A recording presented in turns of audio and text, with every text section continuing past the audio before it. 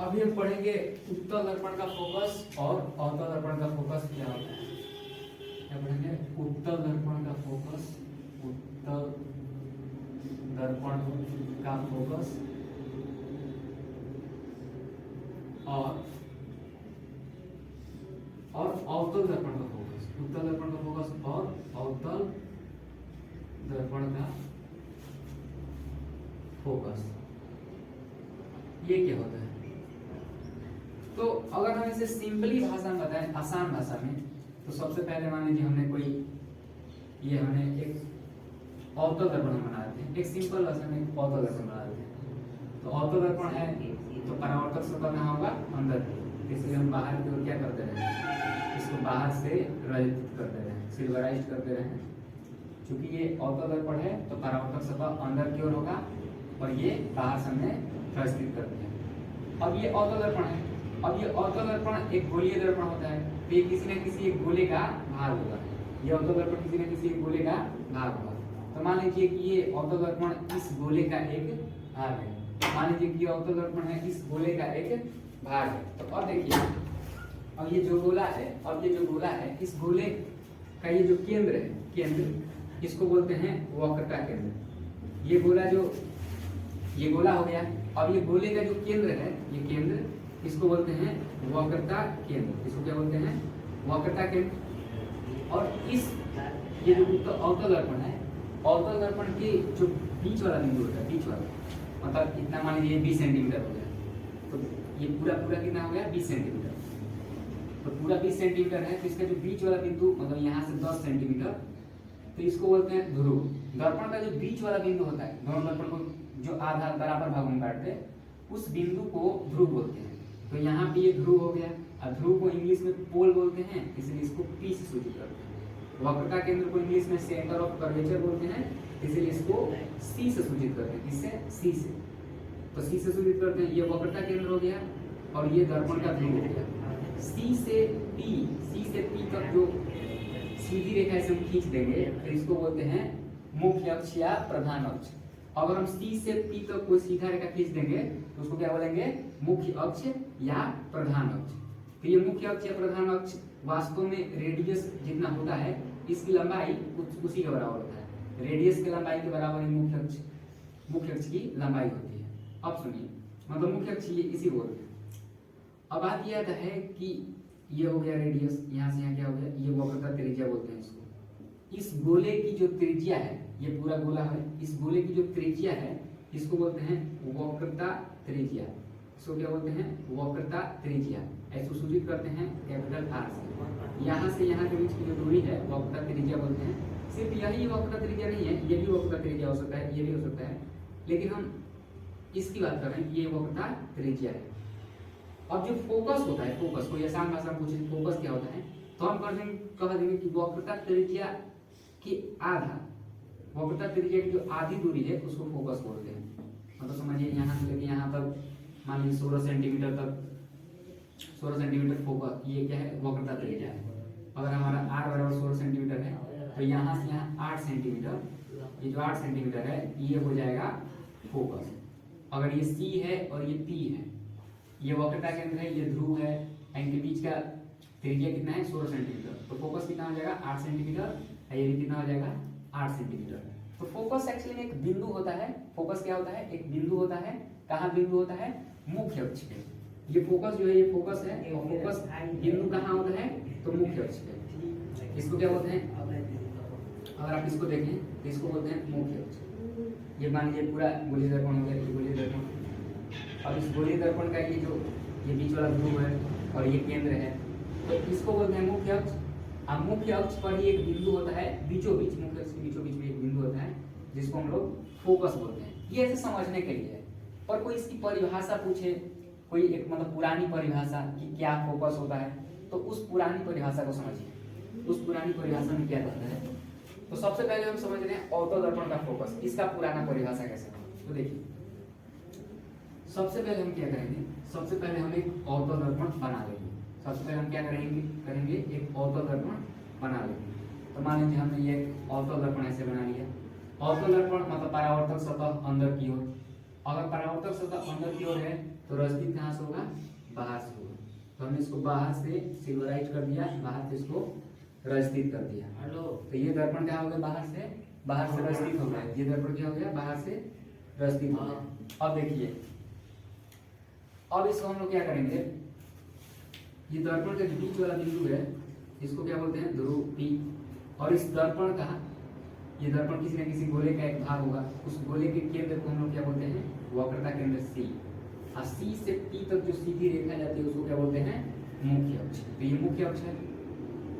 सबसे पहले हमने कहा ये अवतल दर्पण है, अवतल दर्पण का एक ध्रुव है।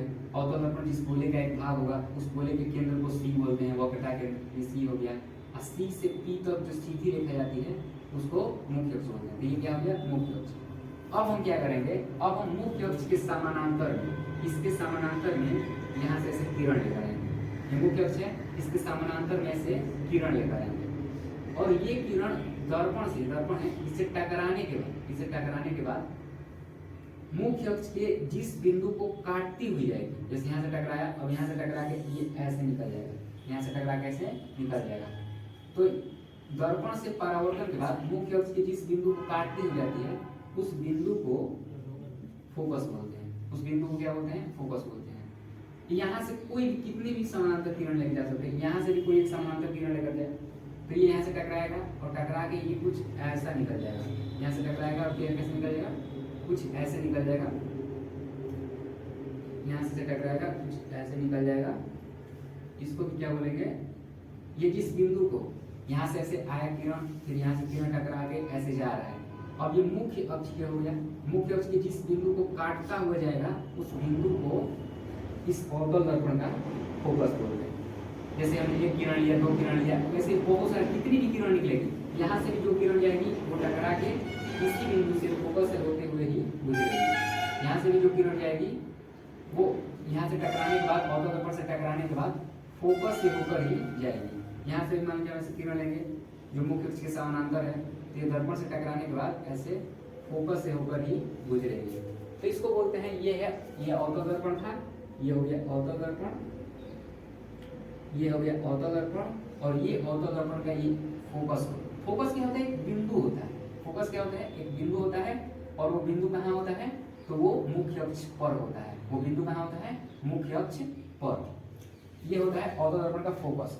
फोकस दूरी को पूछेगा, फोकस दूरी क्या होता है, तो P से ध्रुव से फोकस तक की दूरी को फोकस दूरी बोलते हैं। ऐसे हम लोग स्मॉल f से सूचित करते हैं।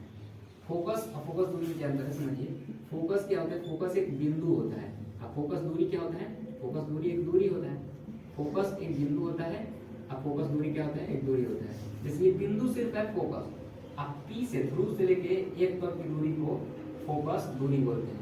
हालांकि ये डिस्टेंस, ये दूरी और ये दूरी दोनों बराबर होती है, लेकिन फिर भी हम लोग कोई भी दूरी कहाँ से मापते हैं, ध्रुव से मापते हैं। तो यहाँ से हम लोग ऐसे माप रहे हैं। ये हो गया फोकस, ये हो गया फोकस दूरी। ये तो हुआ अवतल दर्पण का, अवतल दर्पण का हुआ। अब अगर हम बात करें उत्तल दर्पण की, उत्तल दर्पण का फोकस क्या होता है, इसकी अगर कोई परिभाषा पूछे तो आप ऐसे बोल दीजिएगा कि अगर हम अवतल दर्पण के मुख्य अक्ष के, अगर हम अवतल दर्पण के मुख्य अक्ष के समानांतर में कोई किरण लाते हैं, अगर हम अवतल दर्पण के मुख्य अक्ष के समानांतर में कोई किरण लाते हैं, तो वो किरण दर्पण से टकराने के बाद, वो किरण दर्पण से टकराने के बाद मुख्य अक्ष के जिस बिंदु को काटती हुई जाती है, मुख्य अक्ष के जिस बिंदु को काटती हुई जाती है, उस बिंदु को अवतल दर्पण का फोकस कहते हैं। उस बिंदु को अवतल दर्पण का फोकस कहते हैं। तो ये ऐसे परिभाषा लिखा जा सकता है। अब अवतल दर्पण के बाद आता है उत्तल दर्पण। उत्तल दर्पण का फोकस क्या होता है, तो सबसे पहला बात कि हम लोग उत्तल दर्पण बनाएंगे। तो उत्तल दर्पण कैसे बनाएंगे, देखिए उत्तल में U आ रहा है, उत्तल में क्या आ रहा है, U आ रहा है, तो इसका परावर्तक सतह कैसे होगा, ऊपर की ओर होगा या ऊपर की ओर होगा या बाहर की ओर होगा। उत्तल दर्पण में परावर्तक सतह क्या होता है, बाहर की ओर, मतलब इस साइड होगा। जब इस साइड होगा तो हम लोग रजनीत किस तरह से करेंगे, इस तरफ से। रजनीत हम लोग इस तरफ से करेंगे क्योंकि परावर्तक सतह ऊपर की ओर है। तो हमने इसको सिल्वराइज करके इसको रजनीत कर दिया, ऐसे पेंट करके काला परत चढ़ा दिया इस पर, ताकि इसका परावर्तन हो सके। अब ऐसा हो जाए, ठीक। अब देखिए, अब ये हो गया एक उत्तल दर्पण। ये क्या है, ये है उत्तल दर्पण। अब उत्तल दर्पण जिस गोले का एक भाग होता है, ये उत्तल दर्पण है। उत्तल दर्पण जिस गोले का एक भाग होता है, मान लीजिए उत्तल दर्पण है, तो ये किसी न किसी गोले से काट के बनाया गया होगा। उत्तल दर्पण कैसे बनाया जाता है? शीशा रहता है, शीशा को काट देते हैं, काटने के बाद उसको पेंट कर देते हैं, तो उत्तल दर्पण बनता है। तो ये उत्तल दर्पण जिस गोले से बनाया गया होगा, उस गोले के केंद्र को वक्रता केंद्र बोलेंगे। ये सब पहले बताया था। तो ये वक्रता केंद्र हो गया, इसको सी से डिनोट कर दिए। इस उत्तल दर्पण का जो बीच वाला बिंदु है, इसको ध्रुव बोलते हैं, इसको पी से सूचित कर दिए। अब हम इसकी मिटाते हैं, और मान लीजिए ये उत्तल दर्पण है, तो उत्तल दर्पण की ये वक्रता त्रिज्या हो गई, वक्रता त्रिज्या, या फिर इसको ध्रुव भी बोल सकते हैं, ध्रुव है इसको मतलब मुख्य अक्ष भी बोल सकते हैं। सी से पी तक जो सीधी रेखा गया है, इसको क्या बोलते हैं? मुख्य अक्ष बोलते हैं। सी से पी तक जो सीधी रेखा गई है, इसको क्या बोलते हैं? मुख्य अक्ष बोलते हैं। अब सुनिए, अब हम क्या करेंगे, ये हमारा उत्तल दर्पण हो गया। हमने सबसे पहले उत्तल दर्पण बनाया, उत्तल दर्पण, ये उसका उत्तल दर्पण का मुख्य अक्ष। अब हम उत्तल दर्पण के मुख्य अक्ष के, अब हम उत्तल दर्पण के मुख्य अक्ष के समानांतर में, अब हम उत्तल दर्पण के मुख्य अक्ष के समानांतर में किरण लेकर आएंगे। देखिए, इस तरफ से आप किरण नहीं लेकर आ सकते, इस तरफ से लेकर आइएगा तो ये सूख जाएगा। ये किरण क्या होगा? परावर्तन नहीं होगा, बल्कि ये काला सरफेस है, सतह गाढ़ा है, ये सोख लेगा, इसका परावर्तन नहीं होगा। इस साइड से नहीं होगा, अच्छा से परावर्तन नहीं होगा। हम लोग किरण किस दिशा से लेंगे? इस दिशा से, क्योंकि परावर्तन से होता है इस दिशा में। तो हम लोग किरण, ये मान लीजिए मुख्य अक्ष है, तो मुख्य अक्ष को थोड़ा और बढ़ा दिया, ऐसे मुख्य अक्ष को इतना कर दिया। ये पहले मुख्य अक्ष यहाँ से इतना तक हो गया। अब देखिए, अब मुख्य अक्ष के समानांतर में, मतलब इसके समानांतर में हम एक किरण लेकर आते हैं, यहाँ से इस तरफ। किरण किस तरफ लेकर आएंगे? वहां से किरण हमने इस तरफ लेकर आया, तो ये किरण हो गया। अब ये किरण यहाँ से टकराने के बाद कुछ ऐसे निकल जाएगा, यहाँ से टकराने के बाद कुछ ऐसे निकल जाएगा। उसी प्रकार मान लीजिए और हम दूसरी जैसे किरण ला सकते हैं, तो हमने एक यहाँ से किरण लेकर आया, ये टकराने के बाद यहाँ से निकल गया। अब ये जो किरण यहाँ से निकला है, अब ये जो किरण यहाँ से निकला है, ये किरण मुख्य अक्ष के किसी बिंदु से आती हुई प्रतीत होती है। ये किरण जो यहाँ से निकला है, ये ऐसा लग रहा है कि ये किसी मुख्य अक्ष के किसी एक बिंदु से आ रहा है। ऐसा लग रहा है ये जो किरण है, ये मुख्य अक्ष के किसी एक बिंदु से ऐसे आ रहा है। तो ये जिस बिंदु से आता है वो प्रतीत हो रहा है। हमने क्या बोला? ये उत्तल दर्पण है, उत्तल दर्पण का ये मुख्य अक्ष है, मुख्य अक्ष के समानांतर में किरण है। उत्तल दर्पण के मुख्य अक्ष के समानांतर में हम किरण आते हैं, फिर वो किरण दर्पण से परावर्तन के बाद, फिर वो किरण दर्पण से परावर्तन के बाद मुख्य अक्ष के जिस बिंदु से आती हुई प्रतीत होती है। ये दर्पण, ये जो किरण है, दर्पण से परावर्तन के बाद मुख्य अक्ष के जिस बिंदु से आती हुई प्रतीत होती है, उस बिंदु को उत्तल दर्पण का फोकस कहते हैं। उस बिंदु को उत्तल दर्पण का फोकस कहते हैं। अब हम इसमें भी किरण यहाँ से भी ला सकते हैं। तो मान लीजिए हमने ऐसे इस मुख्य अक्ष के समानांतर में किरण लेकर आया। अब ये जो मुख्य अक्ष के समानांतर में हमने किरण लेकर आया, ये दर्पण से टकरा के इस दिशा में ऐसे चला जाएगा। ये दर्पण से टकरा के इस दिशा में से चला जाएगा। अब ये जो किरण है, अब ये जो किरण है, अब ये जो किरण है, ये किसी, ये मुख्य अक्ष के किसी एक बिंदु से आता हुआ प्रतीत हो रहा है। ये जो किरण है, ये मुख्य अक्ष के इस बिंदु से आता हुआ प्रतीत हो रहा है। प्रतीत हो रहा है, आ नहीं रहा है, आता हुआ प्रतीत हो रहा है। तो इस बिंदु को उत्तल दर्पण का फोकस बोलेंगे। इस बिंदु को उत्तल दर्पण का फोकस बोलेंगे। आप कितने भी किरण लेकर आइए, ऐसा आपने मान लीजिए मुख्य अक्ष के समानांतर में किरण लेकर आया, ऐसे मुख्य अक्ष के समानांतर में किरण लेकर आया, ये दर्पण से टकराने के बाद कुछ ऐसे निकल जाएगा, कुछ ऐसे निकल जाएगा। फिर कुछ ऐसा लगेगा, ये कुछ इस दिशा से, इस बिंदु से ऐसा लगेगा कि इस बिंदु से आता हुआ प्रतीत हो रहा है। तो इसकी परिभाषा कैसे दे सकते हैं? तो समझ लीजिए, इसमें भी ये फोकस हो गया, P से F तक की दूरी, P से फोकस तक की दूरी को फोकस दूरी बोलते हैं। इसे हम लोग स्मॉल f से सूचित करते हैं। तो ये फोकस हो गया, बिंदु को फोकस बोलते हैं, और जो P से F तक की दूरी है उसको फोकस दूरी बोलते हैं। तो ये कोई पूछेगा कि उत्तल दर्पण के फोकस का परिभाषा दीजिए, उत्तल दर्पण के फोकस का परिभाषा दीजिए, तो आप बोलिएगा कि किसी उत्तल दर्पण के मानिए अगर हम किसी उत्तल दर्पण के मुख्य अक्ष, अगर हम किसी उत्तल दर्पण के मुख्य अक्ष के समानांतर में कोई किरण लेते हैं, ये मान लीजिए उत्तल दर्पण है, अगर हम किसी उत्तल दर्पण के मुख्य अक्ष के समानांतर में कोई किरण लाते हैं, तो वो किरण दर्पण से टकराने के बाद, वो किरण यहाँ से आया तो वो किरण दर्पण से टकराने के बाद मुख्य अक्ष के जिस बिंदु से आती हुई प्रतीत होती है, ये किरण है, ऐसे दर्पण से टकराया, दर्पण से टकराने के बाद ये मुख्य अक्ष के जिस बिंदु से आती हुई प्रतीत होती है, उस बिंदु को उत्तल दर्पण का फोकस कहते हैं। उस बिंदु को उत्तल दर्पण का फोकस कहते हैं। ये हो गया उत्तल दर्पण का फोकस। और इससे पहले बताया था मैंने अवतल दर्पण का फोकस। अवतल दर्पण का फोकस में क्या होगा, उसमें वास्तव में काटेगा, उसमें आता हुआ प्रतीत नहीं होगा, उसमें वास्तव में काटेगा।